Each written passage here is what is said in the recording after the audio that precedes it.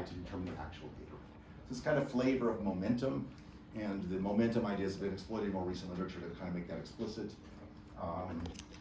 But anyway, it's a second order difference equation, and the more important fact is that it's got a rate of 1 over k squared. So I could prove that for you with some of these same kind of mathematics. It would just be several blackboards full, not just one. And it would be, at some point, really kind of unmotivated. I wouldn't be able to say, complete the square here, or do this, Cauchy-Schwarz here. It would be kind of like, use a genius idea from Nesterov here. So that's somehow not so satisfying as time has gone on. All right, so here's the transition to continuous time. And I'll try to argue why this has been so helpful. So we know that gradient descent is discretization of gradient flow. Gradient flow is just a differential equation that goes down the gradient. There's no step size needed, it's just a flow. And if you discretize it with Euler discretization, you get gradient descent. That's kind of one way to think about gradient descent. You can discretize in other ways. You don't have to use Euler discretization. All right, so you can ask now, what about the accelerated, the Nesterov algorithm? Is that the flow? Is there a continuous time differential equation underlying that? And it turns out there is, and this was first written down, at least to my knowledge, by Weiji Su, Boyd and Candace. And they wrote down this differential equation, second order, right? And it's got a mysterious 3 there. It's got some damping. And they discretized it with Euler discretization and showed you get out exactly the Nesterov algorithm. Okay, so that was kind of neat. Now they couldn't solve that differential equation, but they could analyze it with Bessel functions and kind of show a little bit about, it actually oscillates a little bit. You see that acceleration is not a descent algorithm, it goes up and down a little bit. So there was some insight gotten into this. But it had some problems. So first of all, you kind of got this thing by taking a step size and going to 0. That's how you often get an ODE from an algorithm. But the problem was if you did that with some other related algorithm, something called the heavy ball algorithm by Polyak, which was an early attempt in the 60s to try to get an acceleration with having a heavy ball, some momentum. It's a different algorithm in discrete time, and it doesn't have 1 over t squared, or 1 over k squared rate. Okay, so that was kind of viewed as an interesting idea, but a failure. Well, it turns out if you take the step size to 0, you get the same differential equation as this. So this differential equation is not distinguishing between two qualitative different types of behavior. Okay, later in this talk, or later today, or maybe tomorrow, or maybe not at all, I'm going to talk about some of our work recently on something called high-resolution differential equations. And this comes out of fluid mechanics. It's a widely used tool in fluid mechanics. How many of you already know about it? You're a kind of a physics-oriented audience. Okay, just one, and it's my student. So, yeah. So interestingly, in fluid dynamics, you have these multi-scale phenomena, obviously, and it's really not helpful to have a single ODE. So you need kind of multiple time scales present in the same problem. You need to take limits in different ways. And so they have a whole technology that. So we borrowed that and applied that to problems like this, and we were able to show that the high resolution differential equation obtained from Nesterov and Polyak are different. And the resulting ODE, you get an ODE at the end. It's not a new object, it's still an ODE, but they're different ODEs and they have different properties you can analyze them and get some more insight back. Now I allude to that because by the whole point of getting through this material is to get to these monotone operators and equilibria finding algorithms, which are not just gradient descent or accelerated gradient. Those fail in our situations. There, it's turning out the high resolution differential equations are even more helpful. Okay, that just taking limits of things to 0, a lot of algorithms collapse. And in fact, gradient descent collapses with the extra gradient algorithm, which is terrible. Those are really different algorithms. Whereas the high resolution limits get different. And let me just mention the person who's been doing that work at Berkeley. We have a paper with Tatiana Chavdarova. And there's a paper, Chavdarova. There's a paper as of a week ago up on the archive on high resolution for monotone operators. So typical momentum in neural network training, is this the heavy ball algorithm or is this Nesterov's brilliant idea? It's neither. It's more close to Nesterov's brilliant idea, but usually it's just kind of an ad hoc technique. And again, Francis might be able to weigh in. Neural network training has kind of been in parallel with the real rigorous theory that has real rates and all that. And they kind of touch each other a little bit, and maybe it's kind of all resolved now. I think it's heavy ball. I'm not sure, but I think it's closer to heavy ball than Oh, really? Nesterov, but Yeah. I'm not sure. I think normally you maintain an extra momentum variable. Yeah, I think to me heavy ball and momentum is just plain momentum of heavy ball. Yeah, kind of difference in like friction versus damping and all this. very ad hoc, that literature. You know, the neural net literature, very effective, but very ad hoc. And that's kind of not satisfying for the future. So it's not that momentum already helps you then. Sometimes it does, sometimes it doesn't. So. Yeah. Okay, so we're in a nice era where there's opportunities to make it more rigorous and really works. Okay. Okay, so anyway, this is an ODE, and it came out in a particular way, and it's useful for some purposes, but also it has some problems. And we were asking, is there a general underlying energy perspective or variational or Hamiltonian perspective that delivers that differential equation? And maybe it'll deliver some other differential equations that are also interesting from the point of view of optimization. And that turns out to be true. Okay, so let me kind of again go quickly. This is a little bit like 5 years old, but just want to give you some vocabulary here. So we defined a Lagrangian, and it's a continuous time. So it's a function of the position x, and also now it's a function of continuous time derivative x dot. And it has the key term in here is a Bregman divergence. Hopefully you all know what that is. It's a measure of distance between 2 points in some space. And you have a distance measure which is not necessarily Euclidean. And so that distance measure is given by the function h. There's some function here that looks kind of Euclidean, but it could be something else. It's typically smooth and strongly convex itself. And to measure the distance between x and y, what you do is you put a lower bounding line here on that function h. You make a prediction out here, you subtract from h at y, and that red distance is the distance between x and y. All right, so if h happens to be quadratic, this is just a roundabout way of defining Euclidean distance. But if it's not quadratic, for example, if it's KL divergence, or if this is logarithm, then you get KL divergence and so on. So it's a generator of all kinds of. Matti told us a lot about that. Good, wonderful. Okay, so we put it into this object here. It's the kinetic energy in a Lagrangian. The alpha, betas, and gammas are just kind of time scalings to give us a family of algorithms and not just one algorithm. Okay, and so we know some ways to set them, but they're just giving us a big family. So they're not the important part. The important part is that we have a certain kinetic energy. And in fact, if I use h equals the quadratic, this whole thing reduces to 1/2 x dot squared. Literally a classical kinetic energy. Okay, this is a generalized kinetic energy minus a scaling of the function you're trying to go downhill to. That's totally a potential. So kinetic energy minus potential, it's a Lagrangian, but it's a time-varying Lagrangian. All right, so why do we like this? All right, well, it's a generator of algorithms. So there I've done the quadratic version, so you can just stare at that for a second. All right, so what do you do with Lagrangians in physics or mathematics? You use calculus of variations. You stick the Lagrangian in an integral, and you minimize over all paths. So this might give you some number, this gives you some number. I want to find the path, which gives me the minimal such number. And necessary conditions for that are this set of this partial differential equation. And if you just do that, you take this object here and plug it in there, take some derivatives, what you'll get out is a differential equation. So here's kind of a master differential equation. It's second order. It's got some damping terms that are time varying. And this is a bunch of kind of geometry that multiplies the gradient. Typical in optimization, to multiply the gradient by some geometry. All right, so alpha and beta are kind of the key, give you new algorithms. Gamma turns out to be set as a function of alpha, okay? And beta can be related to alpha as well. We call it the ideal scaling. So it gives us the best possible rates, just to say. All right, so we've gotten rid of the gamma, we just have the alpha and the beta left. If you set alpha of t equal to logarithm of t, and you plug in the beta that I mentioned of the ideal scaling, this becomes the Suboid-Candice algorithm. The 3 pops out, and the 3 over t pops out. All right, but this gives you a lot of the other known accelerated algorithms that people have developed over 30 years, including one for mirror descent, including one for cubic regularized Newton, and so on and so forth. So it's kind of a generator of accelerated algorithms. And we believe there's a reason for that. I mean, first of all, it's mathematically just way better in terms of things like analyzing convergence rate. So here's the convergence rate. It's this. Once you tell me what the beta is for your problem, that determines the convergence rate. And the proof is just to write down a Lyapunov function. Here's my Lyapunov function. It's just a certain usage of the Bregman divergence. If I take its first time derivative, I get something which is negative. So that proves that we have that convergence rate. Okay, so we've now gotten this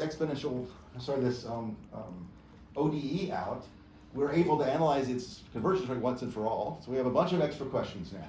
So it seems like that you can set the beta, the rate, however you want. Okay? And it seems like that you can make it even exponential rate. So, you know, maybe I picked out this path, right? But I still have a degree of freedom about how fast I move along that path. Okay? All right, so here's kind of an interesting fact about this. This has a covariance property mathematically. It's a covariant operator. And what that means is that no matter what rate you set out, you're going to get exactly the same path. All right, so if Lenka says, I want to move along this, I want to solve this problem, and I'm going to set beta of t to give me a 1 over t rate.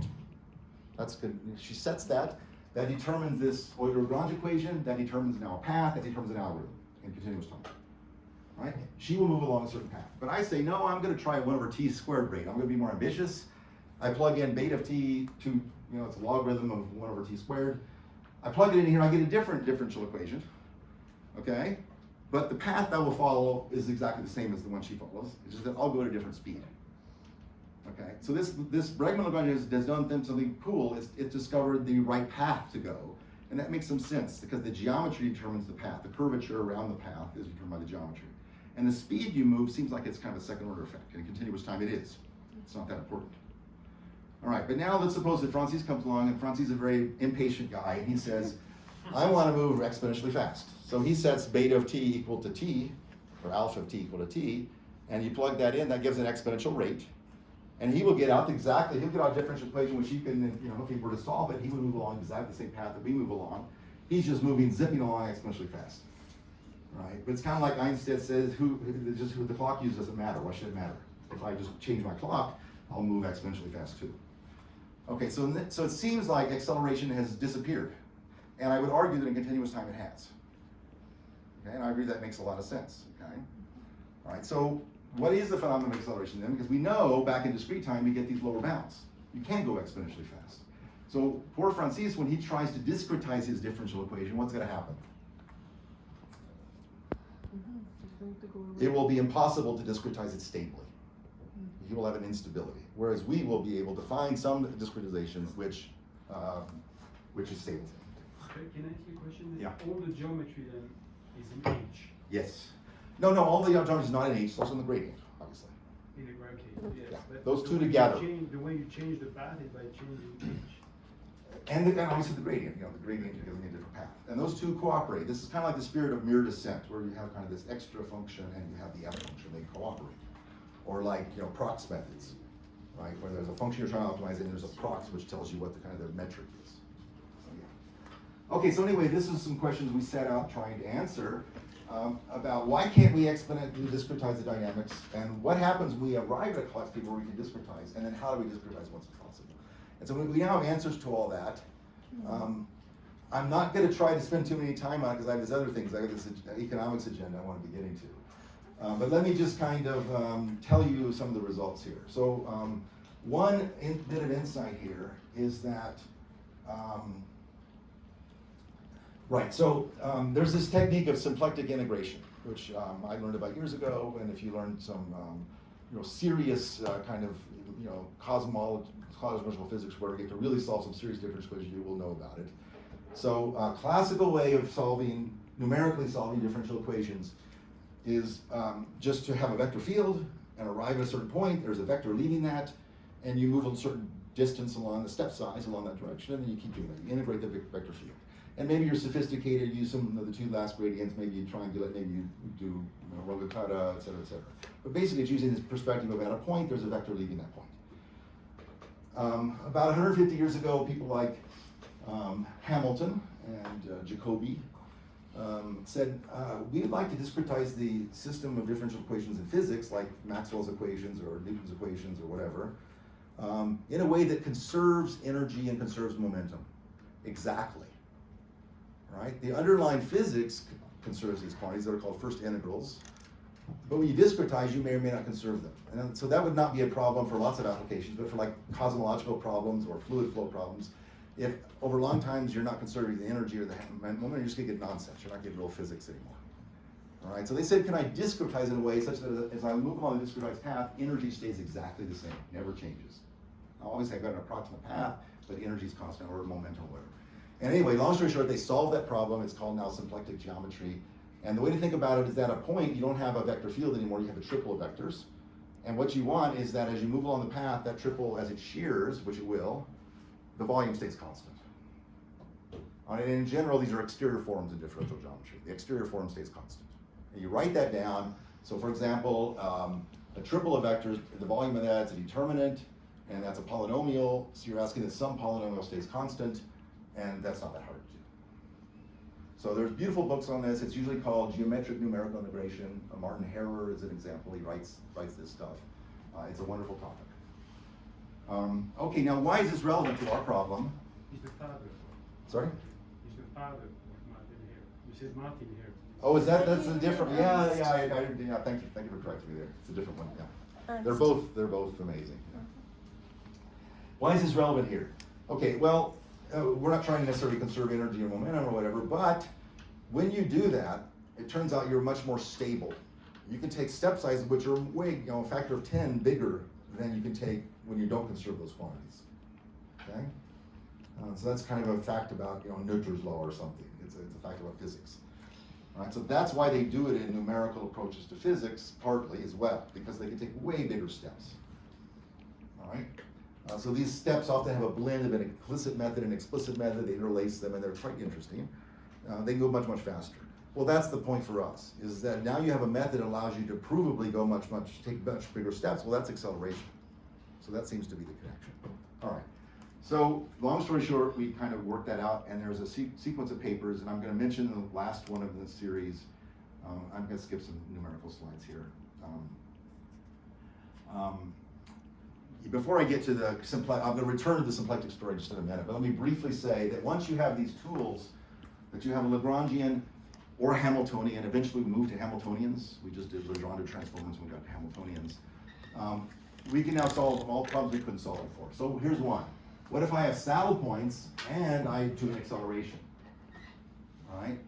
If a saddle point is sitting there and I'm accelerating all on Estrov, does that help me to speed past it? Or does that get me even more stuck because I maybe oscillate and go up the hill the other side or something? So this was an open problem. And with Chi and Pranith, we were able to solve it. And the key was not just a specific algorithm, with noise or whatever. The key was actually an analysis that used the Hamiltonian. So we wrote down the Hamiltonian, and we broke it up into pieces, and were able to analyze them separately using these kind of tools. And that allowed us to get our result. And our result at the end of the day was some numerical constants, these kind of smoothing constants, distance to the optimum, and now not epsilon squared, but epsilon to the 7/4. That's faster than epsilon squared. So we proved that acceleration helps you even in the non-convex case, not only in the convex case. Okay, in this paper with Guy Franke, who's a student with René Vidal, was probably the best paper we have right now that puts together symplectic ideas with gradient-based optimization. And this is in the Journal of Statistical Mechanics. And I'm just going to flash some pictures. I don't want to spend time on this, but just to say that there is a little bit of a disconnect, and this was kind of holding us back for quite a while, which is that we really like the Hamiltonian perspective. It was giving us the most power, all right? But it's a time-varying Hamiltonian, okay? And a lot of these, keep energy and momentum constant ideas were developed for Hamiltonians. They're not time-varying, okay? And obviously we want time-varying things because we want to dissipate energy. We want to move to optima. We don't want to cycle around. That would be bad, all right? How do we dissipate, but we still get to use these tools of symplectic integration? All right, and long story short, it's just basically a differential geometry story. You embed your problem into a bigger object, which is time invariant, on which you can do symplectic geometry, and then you do gauge fixing to project back down. Okay, so that's what this paper does. Let me just show you some pictures here. We've got this dissipative system. I'm just going to skip here. The key at the end of the day is that we were able to use this dissipative Hamiltonian framework to do backward error analysis. That's terminology from numerical analysis. And that tells you I can guarantee a certain rate. So because before we had the problem of once we discretized under this framework, it worked in practice. We didn't know we kept the same rate. The backward analysis also allowed us to show that the continuous time rate also transfers with this technology into the discrete time rate. Okay, and so these are flows of, blah, blah, blah. So here's just some of the names, and these are kind of the error control that we're able to get here. And let me just show you a picture, I think. Let's see, blah, blah, blah, a lot of differential geometry. Yeah, this kind of picture. This was our original problem here. This is the tangent bundle, and we embedded it in a bigger space here. So that we did gauge fixity to come back here, and then the symplectic geometry and all the numerical tools were applied up here, but then they project down to here. Okay, and so it's just a bunch of kind of machinery. Sorry. Yeah. Should we think about this as the same way as people do, this deterministic and symplectic oftentimes thermostats? So you get the biggest system in which you conserve the energy, and then you have your subsystem in which you go down. Yeah, it's that same kind of thing. And also you can go the other way. You can start with you can start with your system, and you can project. There's tools that go in that direction as well. But anyway, we're able to, at the end of the day, here's our discrete rate, the kind of things we've been talking about. Write that as an equality with the continuous rate that we're able to get easily in continuous time, I showed you, with just like the optimum function, plus a term that's really very well controlled. And we can get very explicit constants here. So all that is done, and at the end of the day, we're able to apply it to, for example, the Bregman-Hamiltonian or Bregman-Lagrangian, and these are the actual equations you put on the computer. So it actually gives you an algorithm. So now at this point, it becomes kind of all systematic. You ask for a certain rate, you write down a certain F, you write down a certain Bregman, and that becomes a Hamiltonian, that becomes a symplectic integrator, that goes onto the computer, and it's all provable control over the, and you achieve that rate. Okay. We're going to now move towards the world of dynamical systems that are not gradient descent algorithms. They're not trying to go to downhill. There's going to be ones that do things like find Nash equilibrium. So I've already drawn a picture like this. So far in my lectures, we're aiming to get to a minimum of some kind, or maybe a second order stationary point or something. And now we're going to be interested in things that look like this.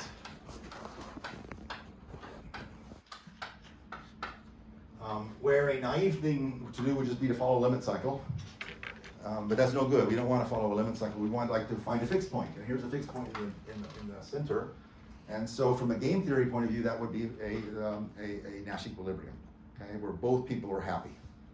Now, happy for one person means that you're minimizing. Happy for the other person means you're maximizing. That's a zero-sum game, okay? And so a fixed point of that would be in this place. And that structure of a zero-sum game is what gives you this kind of flow. But we're not trying to follow that flow. We're trying to find a solution to the problem, which is not just follow the flow.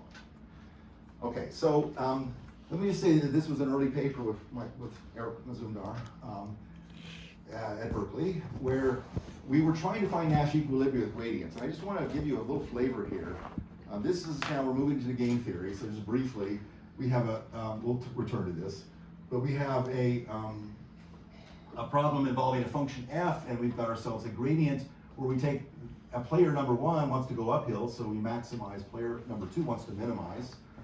And we have a Jacobian defined on this of all the second derivatives. It is known that lots of algorithms, the best they do is they follow limit cycles. The worst they do is they actually diverge. And so you can diverge limit cycles, and moreover, we pointed out in this paper, that you can diverge to points which are not Nash equilibrium. So a Nash equilibrium is a saddle point, but it's axis aligned. Agent one is happy to go up, agent two is happy to go down, so I have a saddle point that's axis aligned. If I tilt that saddle point, it's still a saddle point, but agent one and agent two are neither of them happy. They would move away from there. It's not a Nash equilibrium. A lot of these algorithms that were developed didn't understand that geometry, and they just converged to a saddle point. That was already pretty good. They were proud of that, but that didn't solve the problem. It found non-Nash equilibrium, which you wouldn't find from the game theory perspective. Okay, so here's that doing that. Here's a bunch of algorithms that people have developed. They all, unfortunately, would converge to non-Nash equilibrium. And so here's some examples of that. Here's a non-Nash equilibrium, and these points, here's some Nash equilibria, these green crosses, and these algorithms are all converging to the Nash equilibria. So that's progress. But here's a non-Nash equilibrium, it's a tilted saddle point, and the algorithms are unfortunately converging to that as well. They don't know the difference. Okay, long story short, there is a difference between this saddle point and these others, and it has to do with the symplectic component of the vector field. If you now cancel that symplectic component, this is no longer stable. Okay, so our new algorithm is called symplectic surgery, and I wrote it down here. We're gonna get into this in a little bit more detail. But basically, we have an algorithm that's got some Jacobian terms here, and those cancel the symplectic component. And so before, symplectic was good, now it's bad. And we cancel it, and now this algorithm is the red one here. It'll move towards that non-Nash equilibrium, and it'll sort of sniff in the neighborhood that that's bad, that the eigenvectors are tilted, and it moves away and then finds a Nash.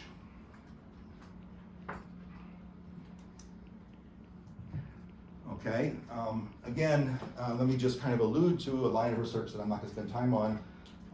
But everything we've been talking about so far has been ODEs and accelerated ODEs and stuff like that. It's all differential equations. What about stochastic differential equations?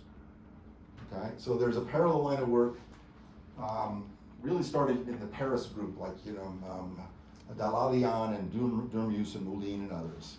And then we picked up on it as well. So we were able to show, for example, that Langevin diffusions, just a stochastic differential equation, can be accelerated. We were able to show that a certain form of Langevin diffusion, which is underdamped, that's not traditional, is actually Nesterov acceleration, okay, on a simplex of probability measures, so on a different kind of space, and so on and so forth. Okay, so let me just show you an example of this. Here is a Langevin diffusion, okay, so it's a gradient, right, and Brownian motion. So this is kind of stochastic gradient, if you will, but it's not exactly stochastic gradient, it's just a Langevin diffusion. It has a stationary distribution, and you can discretize it. Only recently did people start to analyze rates of convergence of diffusions. It's kind of interesting historically. You know, diffusions were started with Einstein, and Einstein was interested in just describing Brownian motion. And then finance people picked up on diffusions. They were interested in describing the stock market. No one was doing mechanism design or trying to design a system which diffused quickly. So there was no theoretical analysis of like variational methods for diffusions.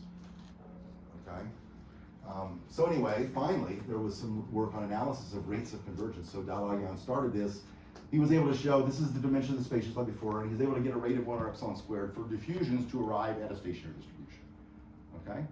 These are, so what kind of diffusions? These are Langevin, these so-called, the one I wrote down, overdamped Langevin. And then others followed up and strengthened this in various ways. Okay, so we pursue this a little further, inspired by Nesterov, to say, let's look at 2 equations, not just one.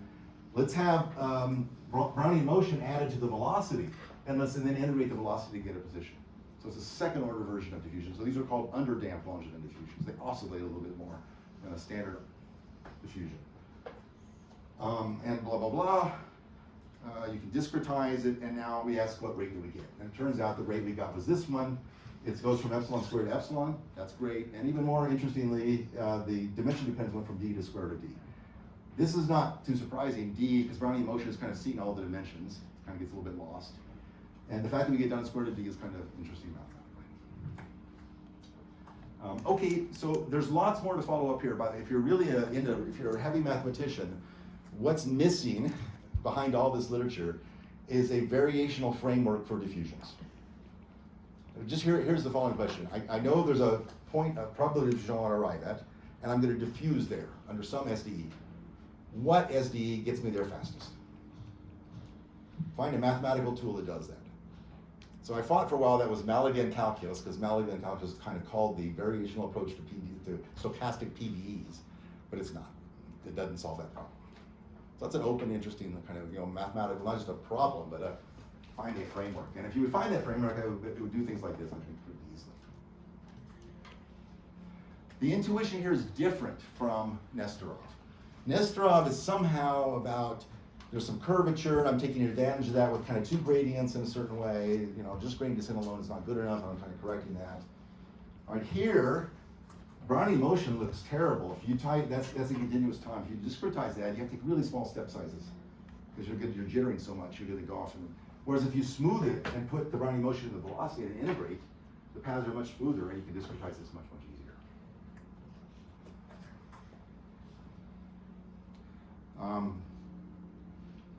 Yeah, again, the proofs ideas behind this is some stochastic process machinery. It's reflection coupling instead of regular coupling.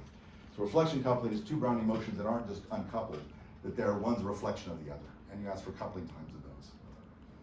So I'm going to skip all that. Okay, skip all that. Okay, now I'm done with that part of the talk, and Lenky, you want to tell me when my stopping time is? I think it's kind of now, but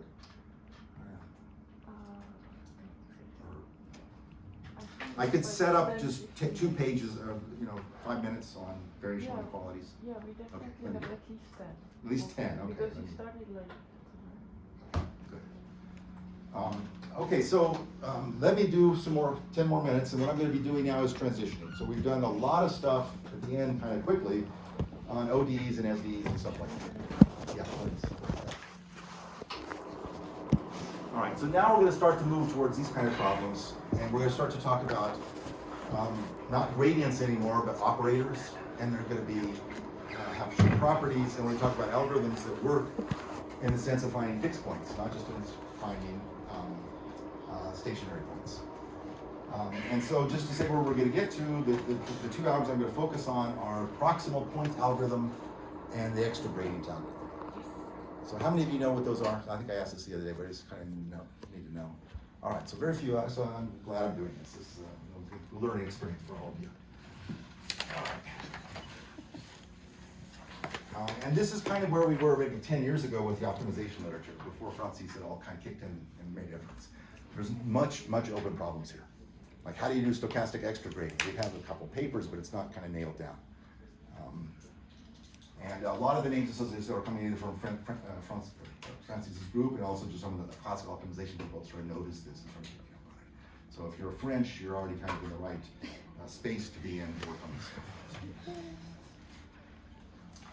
Okay, so let's start by the definition of a variational inequality.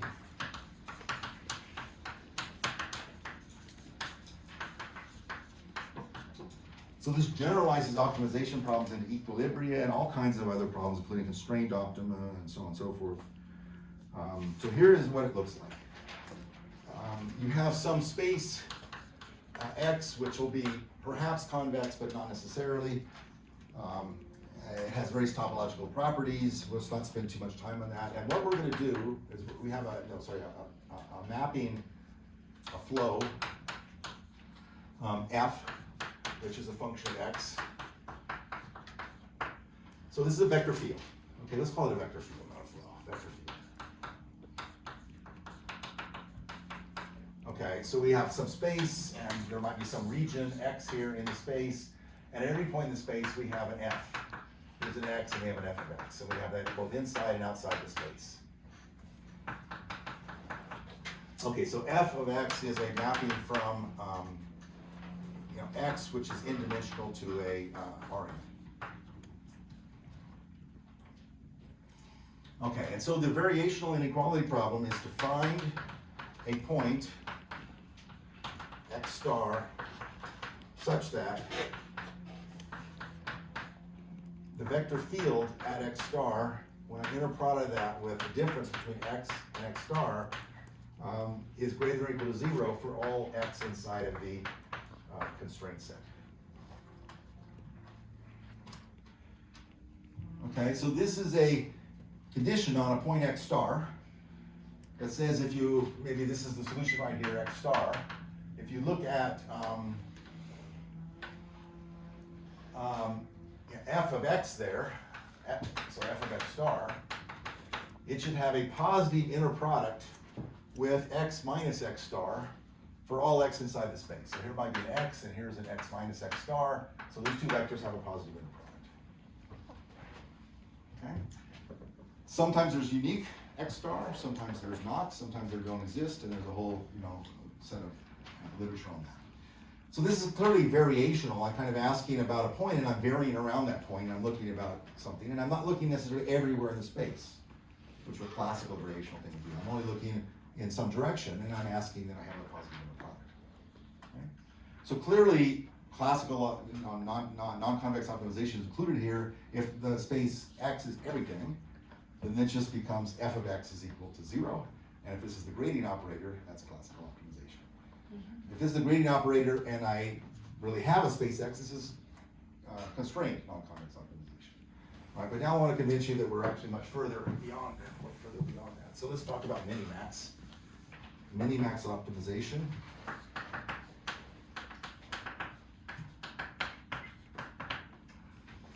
So let X be a vector which has two vector components. These are both vectors. And I want to solve the problem minimum over x1, which maybe is in some constrained space, let's call that k1, x2 is in some k2, of a function which maybe has some differentiability or smoothness assumptions. I want to solve that problem. So, hopefully you've all seen minimax problems in your life. We know that solutions are saddle points of f. So saddle points are just points where, f at x, saddle points, x star 1, x star 2. So x1 star from x2 is less than or equal to f of x1 star, x2 star, less than or equal to f of x1, x2 star. It's a saddle point. All right, and so now let's turn this into a variational inequality. Define the vector field f of x to be delta x1 of f at x and minus delta x2 f at x. All right, so I string together two vectors, all right, and one of them has a negative sign. Okay, so this is not just like the partial derivatives of f. That would be a gradient. This is two different gradients. So this is not the gradient of an underlying function. Okay, in particular, the circle diagram is well described by this set.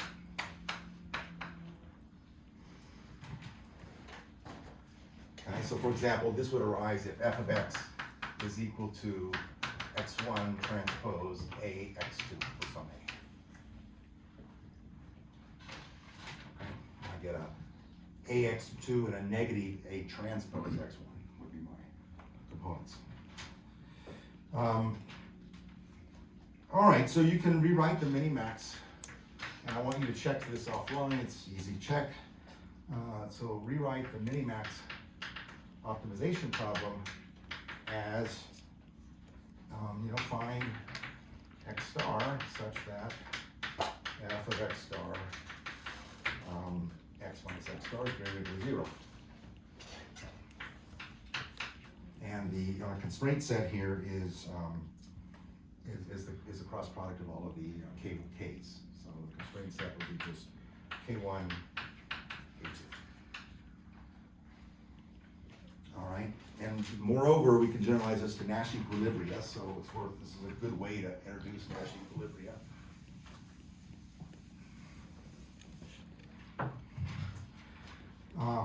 So Nash is we're going to have n players in a game. They each have an action xi. The ith player is an action xi, which will be a probability distribution across actions. And so x, if I string them all together, is the set of strategies, all right, strategy vector. Okay, so if this is rock, paper, scissors, we'd have a couple players, and x1 would be my choice of either rock, paper, scissors, and x2 would be the other person's choice.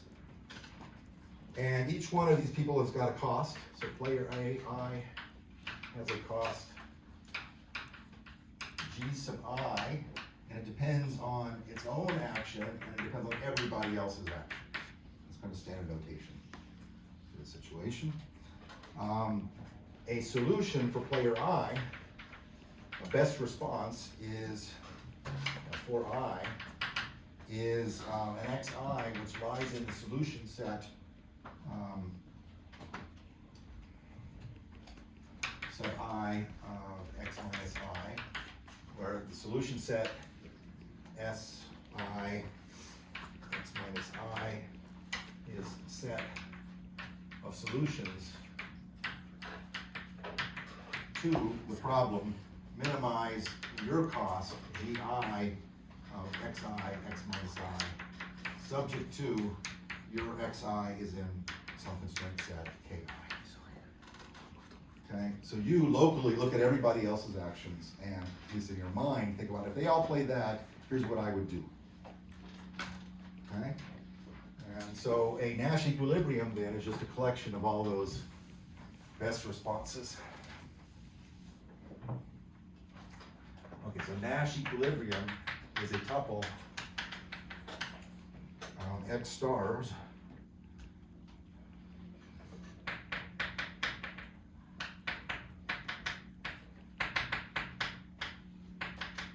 okay, such that X, the ith component is in the solution set for the ith player when everybody else is playing their best response. Okay, so now, hopefully you all knew about that, but here's what may be new to you. This is equivalent to the variational inequality, which is just defined by taking the vector field to be the set of all the gradients of the individualized functions. So G1 of x, and then dot, dot, dot, down to gradient of xn, Gn of x. And to take the overall constraint set just to be the product of all of the constraint sets of everybody. Okay, so this is very typical of equilibria problem of all kinds. What I do is I take separate functions for everybody, and I'm kind of putting them all together, and they're all kind of competing with each other. They're all trying to do something they like. And a Nash equilibrium, which is a situation where everybody is doing the best it can do relative to what everybody else has already decided. Okay, so if I have a particular configuration that all the rest of you have decided, and I look at what are my options in that point, and I say, well, I'm as happy as I can be. Any direction I move is only worse for me. And if that's true simultaneously for all of us, we're at a Nash equilibrium. Okay? If you plug this into the variational inequality, you'll see this is x star is a variational, it solves the variational inequality if and only if it's a Nash equilibrium. Okay, so you can also find lots of other problems which are variational inequalities, not just constrained optimization, and Nash equilibria, but like, for example, Markov perfect equilibria, a very important concept in probability theory. Walrasian equilibria, extremely important concept in economics. Frictional contact problems in mechanics are variational inequalities, and so on and so forth. Okay. So for most of these problems, the literature arose kind of separately and all finally came together. And most of these were formulated not as optimization problems, but as find a fixed point problems. And that's a more general class of problems. And you probably know about some fixed point theorems. When do they exist, when do they not? But you maybe know less about fixed point finding algorithms. And that's what extra gradient is and proximate point and all that stuff. All right, so once you learn about those, you'll see how it generalizes gradient descent and Nesterov and all that into this new world where you can solve a whole lot more problems. Right, and what the big opportunity is that now to do what we started to do like 10 years ago for gradient descent, put that together with statistical ideas. Okay, and there's going to be there are a lot of open problems there. It's party touched. So let me see if there are any questions, but I'll finish there for today. I have a question. Yeah. I didn't get how is this related to the minimax optimization. Where does this enter? So I get the variational inequality Yeah. and the Nash Okay, so equilibrium. minimax optimization, I should have said, these are convex concave problems. I didn't say that. So F is convex, it's concave for x1 and convex for x2 for any point. I didn't say that. But So where is that F? under those conditions, I want to be at an optimum for me, which means a minimum for me locally. Okay, so I want my gradient to vanish, but also I want my second derivative to be positive for x1 and negative for x2. Okay, so that's what connects it to the variational inequality. So it's an exercise for the reader. But is it related to the Nash equilibrium or that was kind of... It's a generalization of Nash equilibrium. And Nash equilibrium is just the n-person version of this. If G1, so I have two players in this Nash equilibrium. If G1 is F and G2 is minus F, the Nash equilibrium reduces to min-max optimization. Oh, okay. So here, when I string together all these gradients, I'd get Okay. gradient of F with respect to x1 and minus gradient of F with respect to x2. Okay, so there were kind of two examples of where you can use the variational inequalities and they are related to each other this way. They're related this, So I should- there it's really kind of one example. The Nash equilibrium is the big Okay. example. And like I say, these other kind of things like Walrasian equilibria are rather different, but limited time in my lectures, I'm going to spend time on just the Nash kind of problems. Any other questions? Yeah. You know, very quickly, when you draw something like that and you write those equations, of course, I think about the one oscillator, right? Yeah. So why dissipation is not a good way of finding the, why dissipation is not a good way to find the, Yeah, so, we'll talk about this, but, sort of the short answer is there's gonna be some much more beautiful ways to do it. okay. Extra gradient approximation is much more beautiful than just adding some dissipation. And the longer answer perhaps is how much dissipation you get, and at high dimensions, what kind of dissipation. I wanna get a solution that doesn't require me to fix those kind of numbers. Okay? Also, just adding dissipation, it might take forever to get there. These algorithms will guarantee you to converge in time, 1/something. 1/t. And yeah, I think you'll find it cool. These are surprisingly cool algorithms and simple to understand. Any other questions?